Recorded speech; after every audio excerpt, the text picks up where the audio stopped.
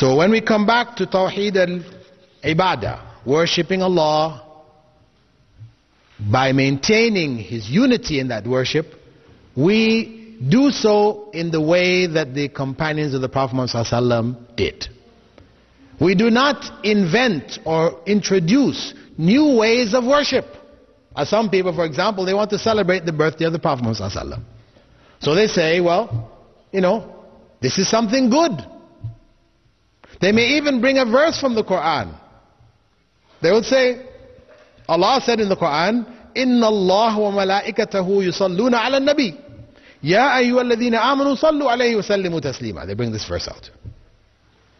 And you say, well, where does it say celebrate the Prophet's birthday there?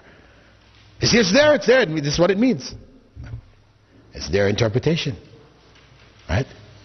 Their interpretation. The point is that the companions of the Prophet ﷺ didn't understand that verse that way.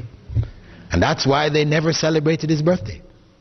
And he himself didn't understand that verse that way, and he didn't celebrate his birthday. And the early generations didn't celebrate his birthday. It wasn't until some 400 years after the time of Prophet ﷺ that his birthday began to be celebrated in Egypt in the Fatimid Shiite rule.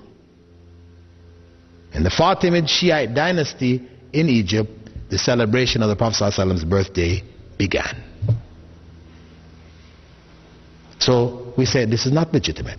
Some people say, well, okay, leave that aside. Just the idea of celebrating his birthday, what are we doing in the celebration? We're only remembering Rasulullah ﷺ. We're asking Allah to bless him. These are all good things. We remember his seerah, his life, and all this. These are all good things. You say this is not good in Islam? Yes, these things are good things.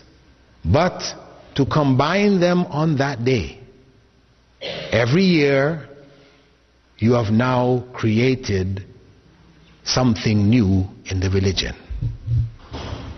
This is bid'ah. Similarly, we could ask, if somebody suggested to you, you have to understand bid'ah, sometimes it involves something completely new, like the idea of the birthday celebration, because we don't really have any precedents for it at all in Islam. The sunnah of the Prophet ﷺ is not just what he did, but also what he didn't do. You have sunnah fi'liya, the sunnah of actions which he did, and sunnah tarkiya, or sunnah of actions which he didn't do, which are religion, dealing with the religion. Of course, there are many things he didn't do which he didn't like personally. We're not talking about those. We're talking about things connected with the religion. The things he didn't do, it is sunnah not to do. Very important. Because if one opens this door, that as long as he said this, he said that, we can put it all together and come up with something which he didn't do, then the religion becomes innovated. You can now change the religion at will. Because I can bring something to you. I say to you, Prophet Muhammad ﷺ said, prayer in jama'ah is worth 27 times prayer by yourself. Everybody knows this. He also said, whenever you enter the masjid, you should pray 2 rak'at, 2 units of prayer before sitting down. Everybody knows this. Let us put the two together. We come into the masjid, I now suggest to you, let us make tahiyatul masjid in jama'ah.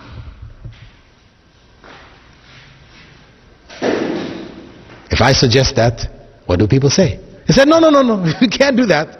Why not? Prophet ﷺ said the prayer in jama'ah is worth more than the prayer by yourself. He also said, whenever you come in, you should do these 2 rak'ah. Why can't we put them together and do it? Well, the Prophet ﷺ didn't do it. That's why, yes. He didn't do it, so we cannot do it. He made tahajjud in jama'ah. This is also sunnah, and he did it in jama'ah. We can do it because he did it. But to do tahiyyat al-masjid in jama'ah, or to do the sunnahs before dhuhr, the sunnahs after dhuhr in jama'ah, we can't do it because Prophet Muhammad ﷺ didn't do it. And that's emphasized by his well-known statement, ما تركت شيئا يقربكم إلى الله إلا وأمرتكم به. I didn't leave anything which would bring you closer to Allah without instructing you to do it. That's the bottom line. If it's gonna bring you closer to Allah, Prophet Muhammad ﷺ told us to do it. If he didn't tell us to do it, it will not bring you closer to Allah, no matter how good you think this is, how much reasoning you give behind it, it will not bring you closer to Allah. It will take you farther away from Allah. This is the basic principle based on the statement of the Prophet Muhammad ﷺ, Man ahdatha fi amrina ma laysa minhu fahuwa rad. Whoever introduces anything new in this religion of ours, not approved by Allah and by the Messenger of Allah, it is rejected.